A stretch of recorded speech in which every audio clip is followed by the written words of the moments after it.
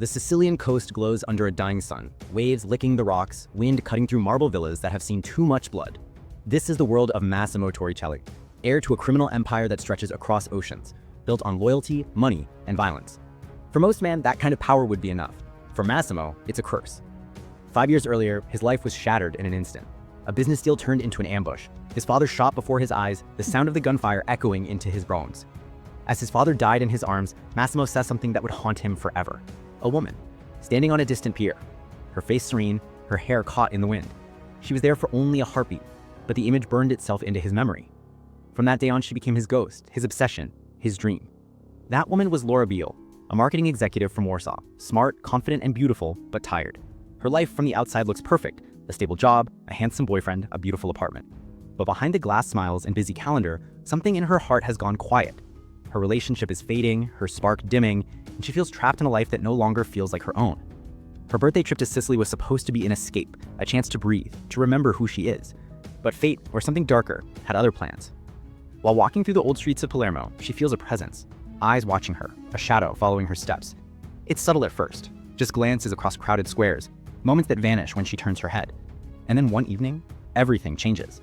Laura is taken, pulled from her world and thrown into his. When she wakes, she's in a mansion on the edge of the sea, surrounded by opulence and silence.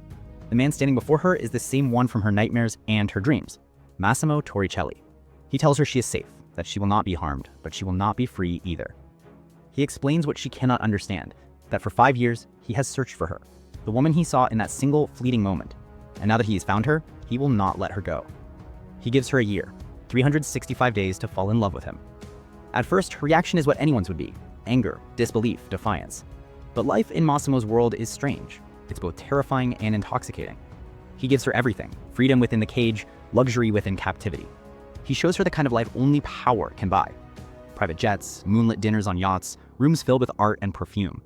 But what draws her in isn't the wealth, it's the loneliness behind his eyes, the softness that leaks through his control when he isn't watching himself.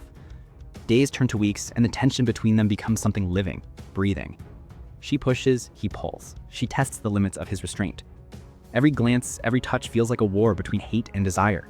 He tries to control her world, but she begins to change his instead. She sees the man beneath the armor, the boy who lost everything and never healed. Their relationship becomes dangerous, physical, emotional, magnetic. The mansion that once felt like a prison begins to feel like something else, a place where truth and temptation coexist. Laura's fear begins to fade, replaced by something far more confusing: curiosity, and then something deeper. Meanwhile, outside their walls, the world closes in. Massimo's enemies are circling. Rivals within his empire see his obsession as weakness. His love for Laura becomes a liability, and everyone knows it. Every moment they share feels borrowed, fragile, hunted. And yet, their bond only grows. They travel through Europe together, lavish hotels, empty beaches, slow dances beneath foreign skies. The passion becomes the story's heartbeat, dangerous and forbidden, but real in a way that neither of them can control. But love born in darkness never stays pure for long. Laura begins to wonder if she can ever truly belong in his world, if the man she's fallen for is capable of letting go of the violence that defines him. The deeper she falls, the more she risks losing herself completely. When she discovers she's pregnant, everything changes. Fear, joy, and confusion collide. She plans to tell him, but fate doesn't wait. On the drive back to Sicily, her car disappears into a tunnel. Police radios go silent. The camera lingers on the dark, endless road, and we never see the car emerge. Massimo receives the call, the man who never bends finally breaking. The camera holds on his face as he realizes the woman who made him feel alive again might be gone forever.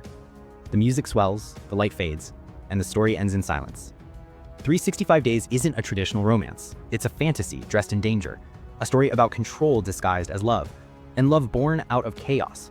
It's about the human need to feel something powerful, even when it hurts. And at its core, it's about obsession, how one moment, one glance can rewrite a life.